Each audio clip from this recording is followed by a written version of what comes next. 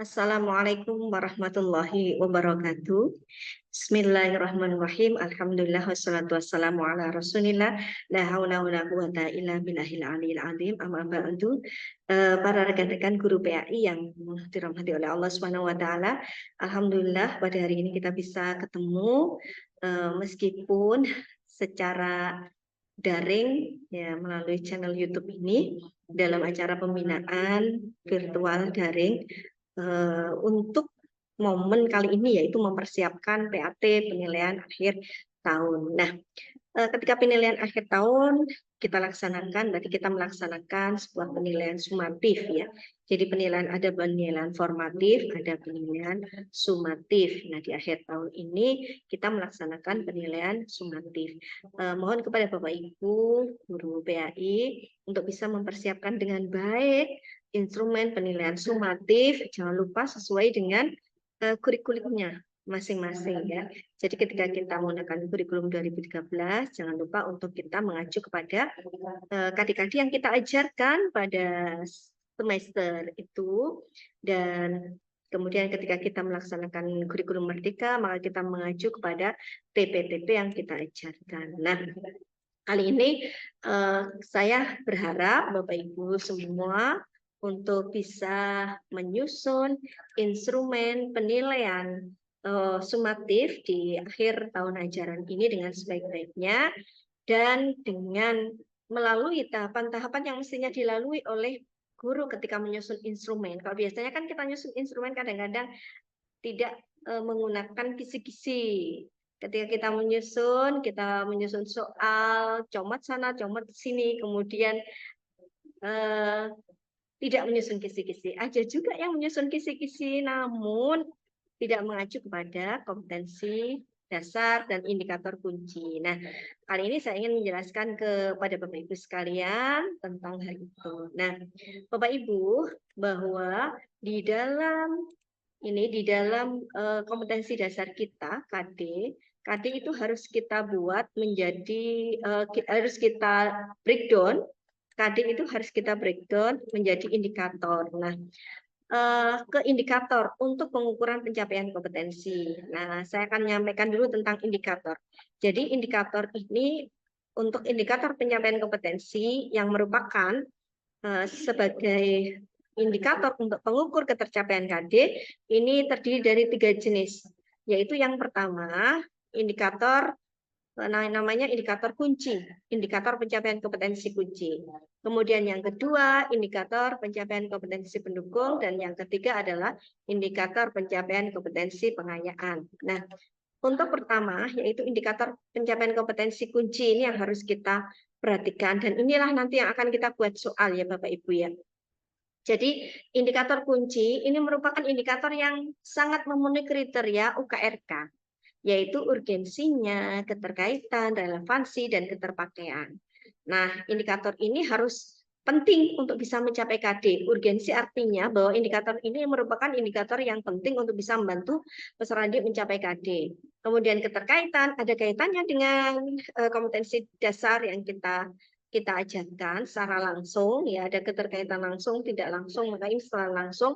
Kemudian berikutnya adalah relevansi, ada relevansinya dengan kompetensi dasar yang kita targetkan, dan keterpakaian memiliki keterpakaian dalam kehidupan sehari-hari dan tentu berkaitan dengan kompetensi dasar yang kita targetkan. Nah, ini adalah indikator kunci.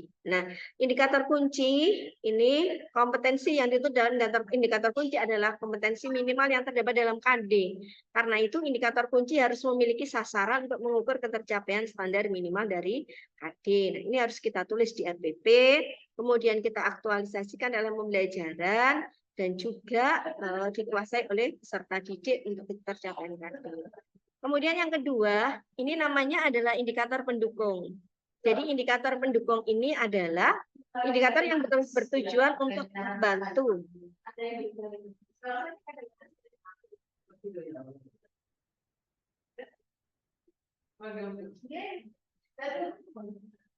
Jadi indikator pendukung ini adalah indikator yang bertujuan untuk membantu peserta didik memahami indikator kunci.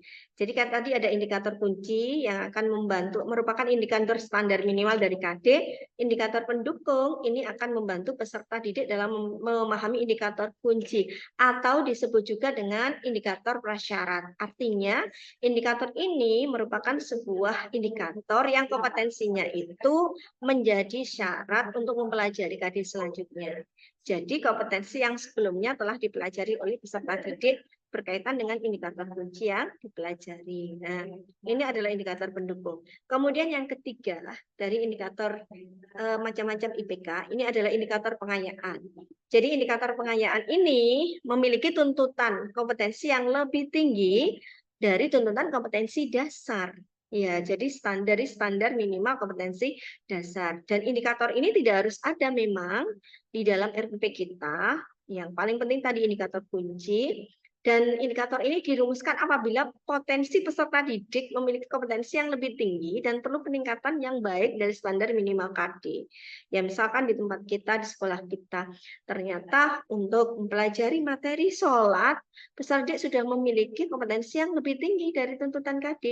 Sehingga ini memerlukan indikator pengayaan yang nanti harus lebih tinggi daripada tuntutan standar minimal dari kompetensi dasar tentang sholat itu. Nah, indikator kunci ini menjadi fokus, indikator kunci yang menjadi fokus dan perhatian bagi guru dalam melaksanakan penilaian. Nanti jika indikator kunci itu ternyata levelnya itu LODS, maka kita bisa menggunakan indikator pengayaan untuk bisa menulis soal yang LODS. Nah, Bapak Ibu, ini sekedar wawasan untuk kita tahu tentang macam-macam indikator. Nah, kemudian berikutnya kita akan membahas tentang soal HOT ya, penyusunan soal HOT. Nah, apa sih yang dimaksud dengan high order thinking skill atau berpikir tingkat tinggi? Berpikir tingkat tinggi ini merupakan kemampuan berpikir yang tidak hanya sekedar mengingat atau recall. Ya, jadi recall itu memanggil kembali ingatan.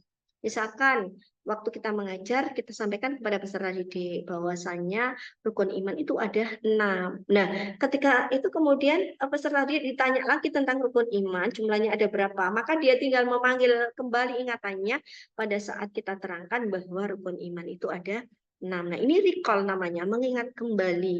Nah, ini bukan ini yang dimaksud dengan keterampilan berpikir tingkat tinggi. Nah, kemudian berikutnya, keterampilan berpikir tingkat tinggi itu bukan pula restate. Artinya apa? Menyatakan kembali. Jadi apa yang sudah kita sampaikan atau dibaca peserta didik, kemudian disampaikan lagi, disampaikan ulang atau dijelaskan ulang oleh peserta didik, ya. Atau bukan pula merujuk tanpa melakukan pengolahan. Jadi misalkan kita menanyakan tentang hikmah sholat Jumat, ternyata di buku itu sudah ada. Nah, ini namanya recite. Jadi anak itu tinggal merujuk kembali dari buku yang tidak perlu diolah, maaf, merujuk kembali tanpa pengolahannya, tidak diolah, tidak dianalisis, tidak diidentifikasi, lalu diambil dicari hubungannya, lalu disimpulkan, tidak seperti itu, tapi memang murni merujuk kembali apa yang sudah dibaca atau apa yang sudah didengar ini tanpa melakukan pengolahan. Jadi bukan itu.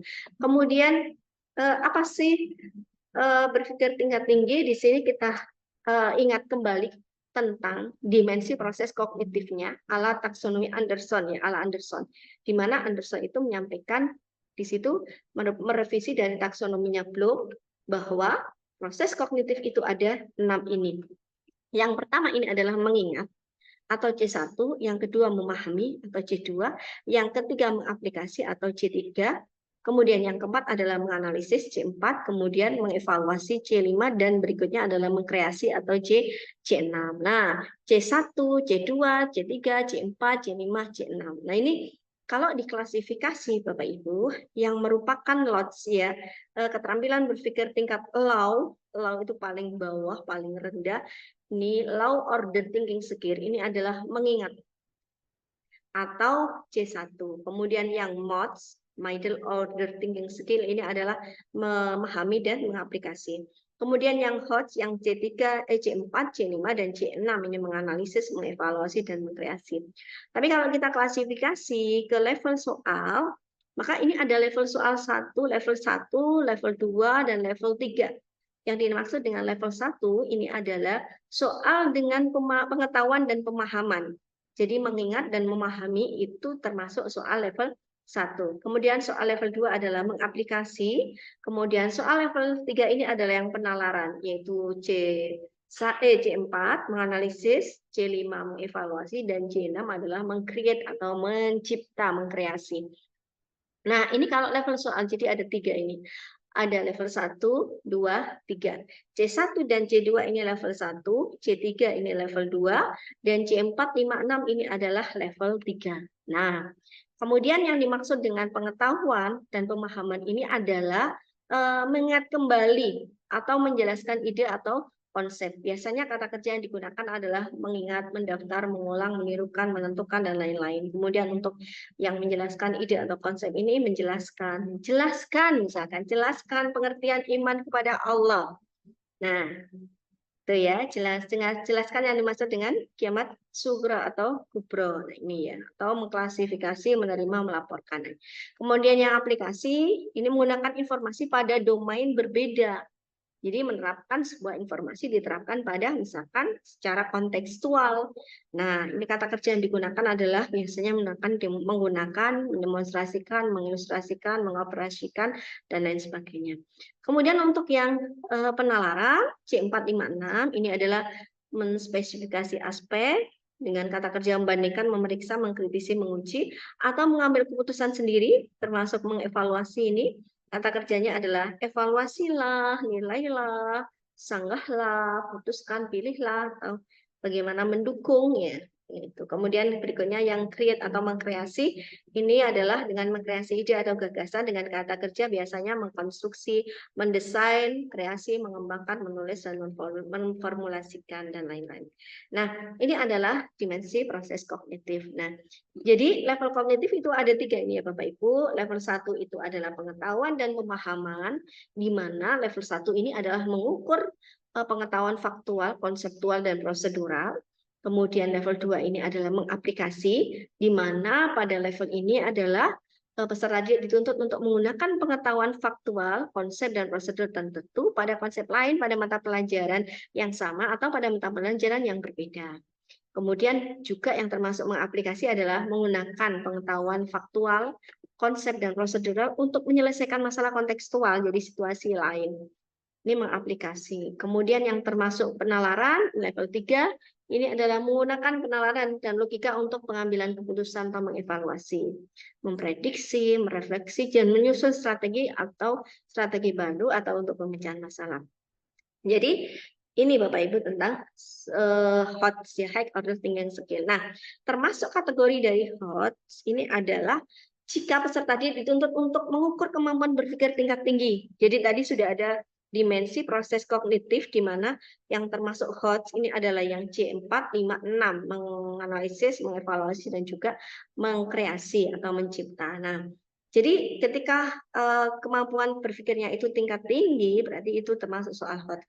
Atau soal yang berbasis dengan permasalahan kontekstual. Jadi ketika permasalahan kontekstual, misalnya siswa diminta untuk menyelesaikan permasalahan kontekstual, maka itu termasuk berpikir tingkat tinggi. Nah, berikutnya, bagaimana sih langkah penyusunan soal HOTS? Yaitu yang pertama kita menyusun kisi-kisi dulu. Ya, jadi Bapak Ibu jangan lupa untuk menyusun kisi-kisi ya. Jadi bukan soal dulu baru kisi-kisi, tapi kisi-kisi dulu baru soal. Karena kisi-kisi di kisi-kisi kita akan menyusun indikator soal dan itu nanti yang kita jadikan sebagai panduan untuk mengerjakan atau menyusun instrumen soal. Kemudian yang kedua, menentukan indikator kunci yang akan dibuatkan soal. Nah, kita kembali kemana nih ketika kita menentukan indikator kunci? Ya, kita melihat pada RPP. Di RPP itu ada indikator kunci. Jadi indikator yang memang sebagai standar minimal untuk bisa mencapai KD itulah indikator kunci. Nah, bila indikator kunci itu ternyata belum ada kompetensi yang hot, jadi KKO-nya itu masih level 1 dan level 2, ya belum berada di level kognitif atau level 3 yang termasuk penalaran C4, C5, C6, maka kita buatkan tambahan soal dari indikator pengayaan yang saya sampaikan tadi. Jadi indikator pengayaan itu yang indikator yang menuntut untuk menguasai lebih tinggi daripada standar minimal KD. Kemudian jangan lupa yang ketiga, kita pilih stimulus yang menarik dan kontekstual. Jadi ketika kita membuat stimulus nih ya, maka kita buatlah stimulus yang menarik. Dilihat dari usia siswa. Usia siswa kita berapa? Usia anak SMP, SMA, SMK, coba dilihat. Kira-kira yang menarik itu bidang apa sih? Kemudian kita jadikan itu sebagai pemicu atau penarik ya untuk stimulus siswa. Kemudian di usia itu juga anak-anak suka apa sih? Lebih suka gambar kah? Atau lebih suka cerita kah? Atau lebih suka grafik atau tabel ya untuk penyajian stimulusnya, nah itu, atau lebih suka ini infografis gitu, bisa kita oke, kita juga bisa membuat stimulus ini dengan misalkan membuat sendiri dari aplikasi Canva. Kemudian kontekstual, jangan lupa ya kita sesuaikan dengan kehidupan sehari-hari peserta didik. Apa sih yang dihadapi peserta didik sehari-hari sehingga ini akan menjadi stimulus yang menarik dan dibaca oleh peserta didik karena dia suka dengan stimulus itu, tertarik sesuai dengan usianya, memang ditemui sehari-hari, maka dia akan baca, tidak asal langsung mengerjakan soal. Karena biasanya kalau soalnya panjang itu misalkan ada stimulusnya, peserta didik kita itu cenderung ini tidak membaca stimulus, langsung mengerjakan baca soal dan mengerjakan. Bahkan ada juga yang tidak membaca soal anak didik kita ini ya. Ya itu yang harus kita sadarkan, kita harus menumbuhkan gairah literasi pada peserta didik kita dengan stimulus yang menarik dan kontekstual. Kemudian berikutnya menulis butir pertanyaan pada kartu soal sesuai dengan kisi-kisi soal. Jadi runtutannya nih ya, setelah kita buat kisi-kisi, di kisi-kisi itu ada indikator soal, kemudian di kartu soal kita buat soal sekaligus dengan kunci jawabannya. Berikutnya buatlah pedoman penskoran dan kunci jawaban. Nah, Bapak Ibu, kita akan coba melihat tentang contoh kisi-kisi ya, Bapak Ibu ya. Coba kita lihat contoh kisi-kisi yang sudah saya sajikan di sini.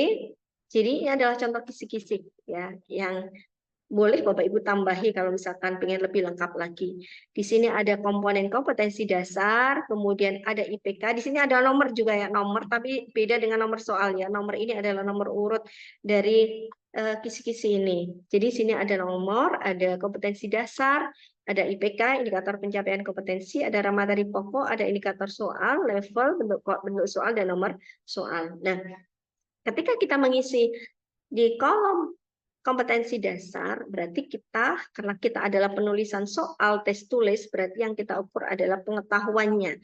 Kalau kita di kurikulum 2013, berarti yang indikator, yang kompetensi dasar, yang pengetahuan, yang diawali dengan angka 3. Misalkan ini ya 3.5 di sini adalah kompetensi dasarnya adalah menganalisis nilai yang terkandung dalam rangkaian ibadah saat melaksanakan haji dan umroh serta hikmah dari pelaksanaan setiap rangkaian ibadahnya.